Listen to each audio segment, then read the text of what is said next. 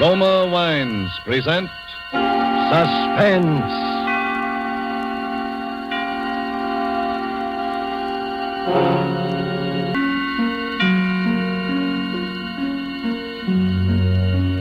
This is the Man in Black, here for the Roma Wine Company of Fresno, California, to introduce this weekly half hour of Suspense. Tonight from Hollywood, Roma Wines bring you a star, Mr. Paul Muni. And so through Lucille Fletcher's play for broadcasting called The Search for Henri Leferve, and with the performance of Paul Muni, we again hope to keep you in suspense.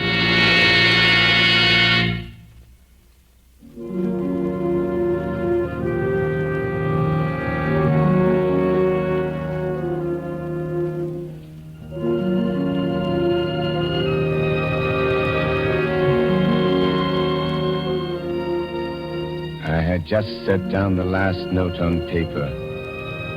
You know what it is to write a piece. The agony, the drudgery, the exaltation. A fever consumes one. Hours melt away at the piano. Time, people mean nothing. The world revolves around this rocking song, this tender magic. A heavenly feeling comes into your heart and nestles there. So it was with this music. I had just set down the last note on paper. I was happy and weary and full of peace. I lay down on the sofa to relax before Suzette brought my supper. There's a radio near the couch. That night I turned it on.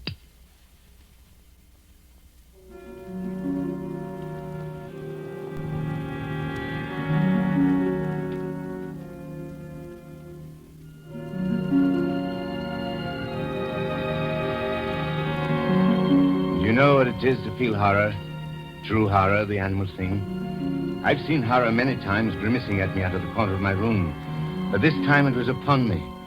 It was in my brain. For that music on the radio playing now was the music I had just set down on paper. Suzette! Suzette! Yes, monsieur. Suzette, come here. Listen to this thing. You hear it, don't you? This is real music playing? Yes, Monsieur Flynn. The radio's playing real music. It is not an illusion, a hallucination of some kind in my own brain. No, Monsieur Flynn. It is real music. And very pretty. Pretty? What is the matter, monsieur? Is anything wrong? Don't you like it? Then we will turn it off. No. Leave it on. Leave it alone. Listen to it. Sit there beside the radio and I will get it for you. What, monsieur? My score. Look at it. Note for note. Even as they play, my tonality, the oboe solo. And I thought, it's a joke. A joke, an incredible joke. Oh, monsieur, I cannot read music. I do not understand. Perhaps someone in this building has heard me play. But no, this orchestration is the same, and the orchestration is a secret, quiet thing that one does alone. Perhaps they have stolen the score. Someone has copied it. But I only finished it this afternoon. It has been here in a drawer and on the piano. Unless someone else. There is someone else, someone like me. With my brain, my soul. A kind of double. It is over now, monsieur. Do you want me to turn it off? No. See what they announce. So concludes another... See what they dare to say. Series.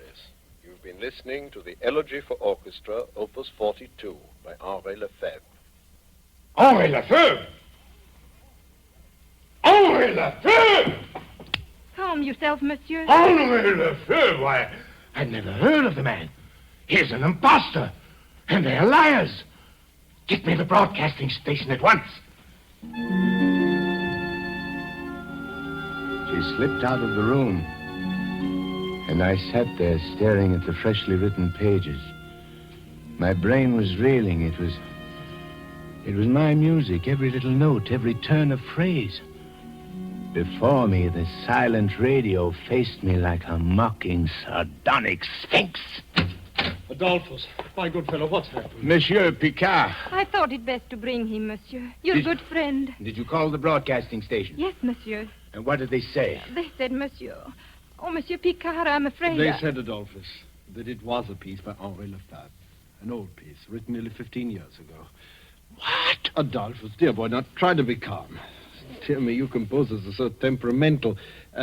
Sit down and try to analyze this thing from a mental viewpoint. 15 years ago? But I finished it today. The brain is such a queer thing, Adolphus. And a musician's brain, that is still a puzzle to us scientists. 10 years ago, perhaps even 15 years ago, you heard this piece somewhere. Perhaps your conscious brain scarcely noted it. You were thinking your own thoughts, but your subconscious reached out and grasped it for yourself. And now, 15 years later... What are you trying to say, Monsieur Picard? That this piece is not mine? That I stole it from this imposter? No, I assure you, my dear Adolphus, you've always been utterly original. I wrote that piece myself, do you hear? I tore it out bit by bit from my own creative imagination. If I had remembered it, even my own subconscious, would it have come so hard? It would have flowed out like a dream. But I had to struggle. Look at these erasures and these cuts, this coda. And you say it was exactly this way on the radio? Exactly as though they had copied out the parts in the twinkling of an eye. And an orchestra was reading my score. It's very strange. The but man either stole my piece somehow, or else there was some terrible coincidence. Some simultaneous crooked streak of identical inspiration that leaped across the world. Adolphus... Who is this Henri Leferve? I should like to know him, to confront him face to face. Henri Leferve.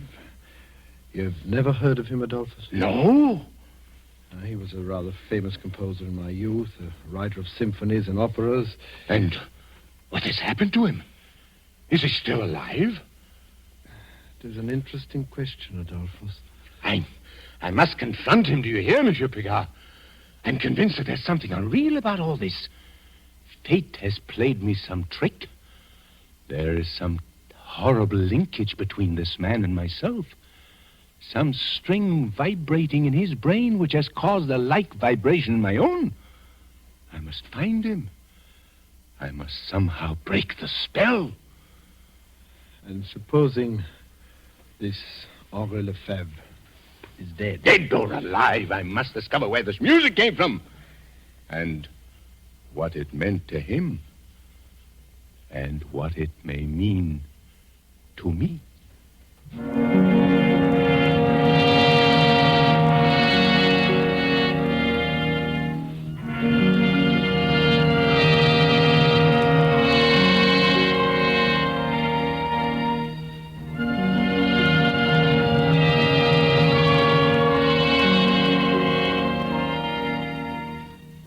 Tonight, Roma Wines are bringing you as star Mr. Paul Muni, whom you've heard in the prologue to The Search for Henri Leferve, tonight's study in Suspense.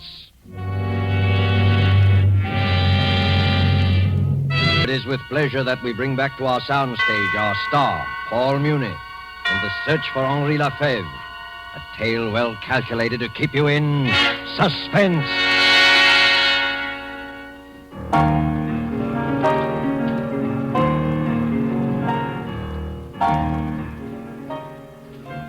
Henri Leferve, born 1885, Rouen, France.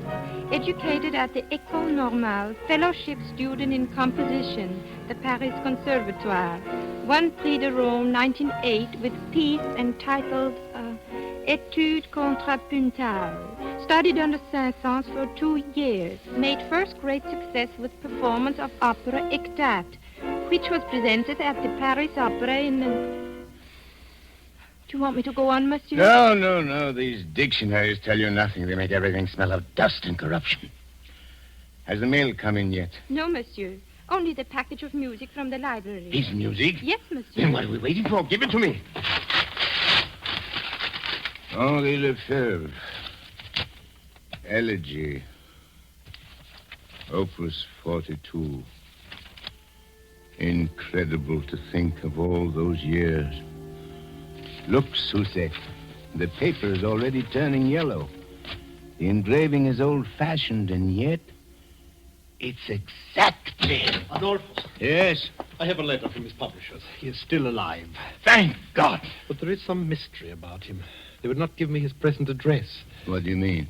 They say they've not heard from him in 10 years. His musical output has ceased. He submits nothing, does not answer their letters. Well, then how do you know he's still alive? They occasionally hear from Madame Leferve. Madame Leferve? He has a wife who's been living in Rouen. Good. We will write to her at once. That will not be necessary, Adolphus. Now, calm yourself. This is the best news of all. Madame Leferve has arrived now in this very city. In fact, I brought her here to see you. Bring her up at once. Adolphus, I beg of you, now calm yourself. You'll frighten her. You must not be too hasty. I will not frighten her. I will only find out where he is. Or perhaps even seeing her. Sometimes reality shrivels everything. The truth becomes drab, This commonplace. This way, Madame Lefebvre. Over here. Yes, Madame, this door. I stood quite motionless in the center of the room. A woman dressed in black confronted me across the waist of the polished floor. She was thin, middle-aged, a little stooped. Her pale eyes looked washed out with crying. Yet there was another look in them, a look of some drowned in monstrous terror. Monsieur Adolphus Flynn? Yes. I am Cécile Lefebvre. I have heard that you are searching for my husband, Henri. Yes, madame. Why do you wish to see him, monsieur? Why do I wish to see him? You have not heard of my strange predicament, madame? No, I have heard nothing. I arrived in this country only today. You arrived alone? Yes. And your husband? My husband remained in Switzerland, monsieur. Switzerland? Yes, monsieur. He has lived there for many years. But why? I thought they said your home was Rouen. Rouen was my home, monsieur. My husband and I have been estranged for the last 10 years. Oh. But there is much I know about my husband's work. If it is about that you wish to know. 10 years. You have not seen him for 10 years? No, monsieur. You know his Opus 42, his Elegy for Orchestra? Yes, monsieur. When did he write it? About 15 years ago. Yes, I remember the piece well. I copied out the parts for him myself. Then you would know the music when you see it. Is this the piece, madame? Yes, monsieur. I wrote this music, madame, a month ago, out of my own head. Impossible, monsieur. Impossible, but I tell you it is so. How could it be? This is my husband's piece. I remember the night he wrote it. Hot midsummer night. The windows were open. We could hear the bells of Rouen ringing the hours. He could not sleep. Our little daughter had been crying. Your little daughter? Does this distress you, monsieur? No. Please go on. He wanted to call the piece Pavin for Louise, after our little daughter. But I wouldn't let him. It was too sad, I said, and I made him call it just Elegy. But he said it was her piece, that he had been thinking of her crying all the time he set it down. It was as though all the sadness that was in his love for her had gone into the melody. But I still don't understand. I wrote this music out of beauty, out of spring, sunshine, and happiness. He could never understand why it was so popular. He didn't want to publish it. He hid it away, saying it was like a premonition. It had come to him like some hideous omen from another world. And he was right, monsieur. How do you mean? Our little daughter, Louise. She died a little while later. Madame Leferve? Yes, monsieur. I beg your pardon for crying. I do not want to see your husband or hear this music ever again. My search is ended. Do you believe in ghosts, madame? No, monsieur. I've been through too much to believe in poor, sad ghosts. But I do. I believe that neither your husband nor myself really wrote that piece. There is some further horror, some demon force at work in this music. It captured him, and it has captured me. Tell me, Madame Leferve, did your husband write any music after he wrote this piece? Not much more, monsieur. You mean it racked his brain as it has racked mine? Leaving him without inspiration? No, it was not that. He continued to write. He still writes. But nothing he has written for 10 years has had any meaning. What do you mean? Monsieur, have you not already guessed the truth? My husband has gone mad. He has been mad for the last 10 years, shut up in an asylum in Switzerland. Oh. I have told very few people. It is a form of horrible neurosis. Work neurosis, the doctors call it. He seems to have lost his heart. The events of his past life are meaningless to him. He has even forgotten our little dead Louise. How terrible. And now he sits in a bare room and writes music all day long. He's become a slave, a machine. They tell me that his shelf is packed with scores, but all of them are only an endless jumble of notes. Notes such as a child might scrawl across the paper. And it was the music? The ghost music that did this? Who knows, monsieur? Yes. There were seeds of madness in this thing. Even from the beginning, there was something uncanny. Why should that radio play that music just after I had finished the piece? Why should you, a perfect stranger, have come here and found me? Perhaps I, too, am destined to go mad. Monsieur, believe me, people do not go mad so easily. To be destroyed as my husband was destroyed, one must have deep sadness and love. One must have human ties, a wife, a beautiful little child. You have no such ties, monsieur. No. I have no ties. My husband went mad because he loved too much. When our little Louise died, he thought that he had killed her. She died of simple pneumonia, but he could never understand. He became insane with grief. He thought he was her murderer. Don't you see, monsieur? You who live here alone, whose life is so quiet. Madame Leferve, I beg your pardon, monsieur. I have seen you before, Madame Leferve. Hi, monsieur. I have met you somewhere. I have heard your story. You have come here before? No, monsieur. I have never come here before. Then why should your face seem so suddenly familiar? And your words? There's something uncanny about this thing, madame. For a moment, I thought I knew. Knew what, monsieur? I thought I knew you and your husband and Louise, and that I had lived. Monsieur! Perhaps it was only in one of my nightmares. But somehow... Try to remember, please. Remember... The little house in Rouen. The stone house. The tree in the garden. The coffee on Sunday afternoons. The Bechstein piano by the window.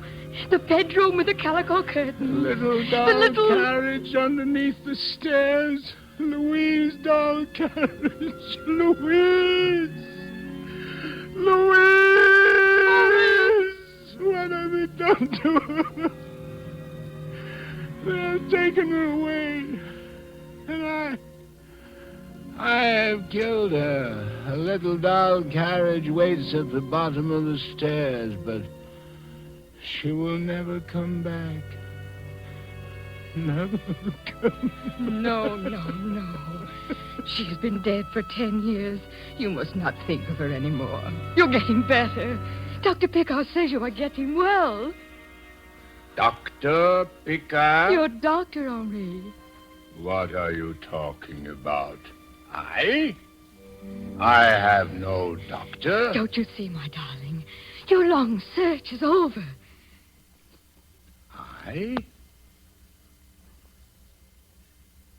am Henri Leferve. Yes, darling. I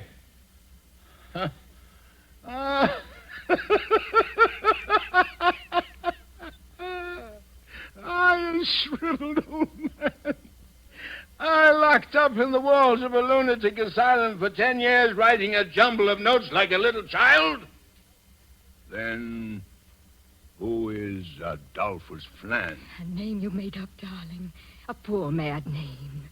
My symphonies are rubbish, you say?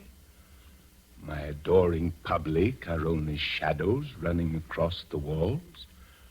And these mountains beyond my window? These mountains? You are lying to me! Henri. I tell you, my name is Adolphus Flan. Look, Henri. This room. These bare white walls. These bars across the window. This door one cannot open from the inside.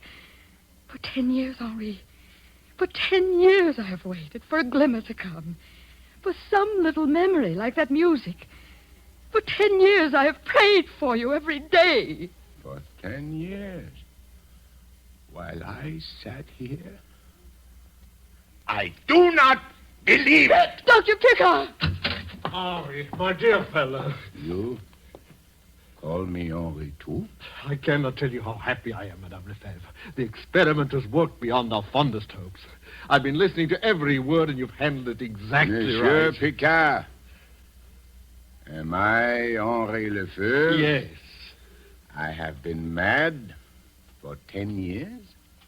You have deceived me for 10 years. I am not Adolphus Flan. Oh, Henri, if you could have known how my heart beat when Dr. Picard first telephoned. And now... Naturally. My poor fellow. It must be a terrible shock. After 10 years, one cannot be cured overnight. Rest, much rest, will be necessary, and many little talks. But you will see, in a few months, we may hope for something quite remarkable, Monsieur and Madame Leferve.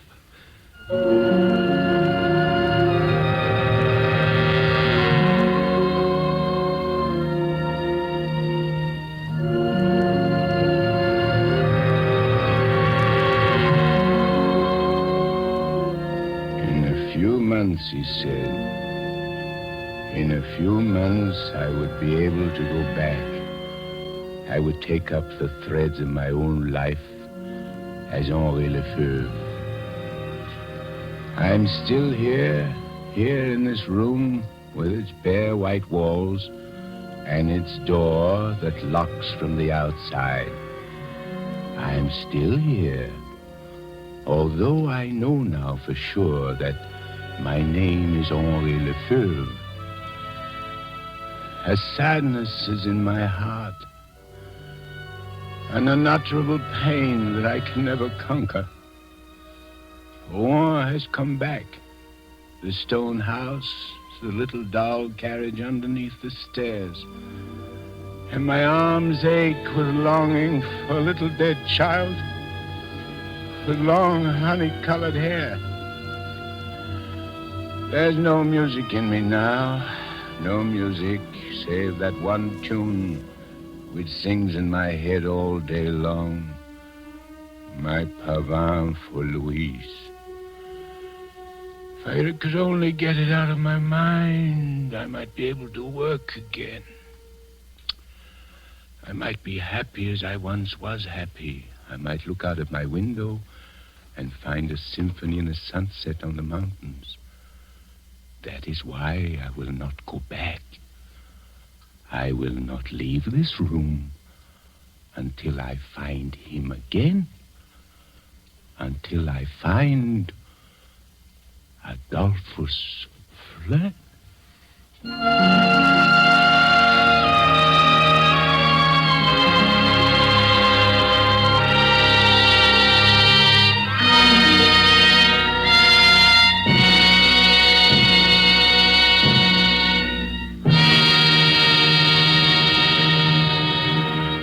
And so closes the search for Henri Leferve by Lucille Fletcher, starring Paul Muni. Tonight's tale of Suspense.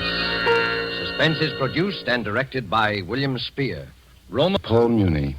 It's been a great pleasure to appear in this distinguished radio play theater, which is devoted to the art of suspense. I should like to pass along to you the information that I just gleaned from Mr. Spear. The next week, at this same time, my friend, Mr. Herbert Marshall, will be your star in that very extraordinary novel of vengeance and retribution called The Beast Must Die. And one more word.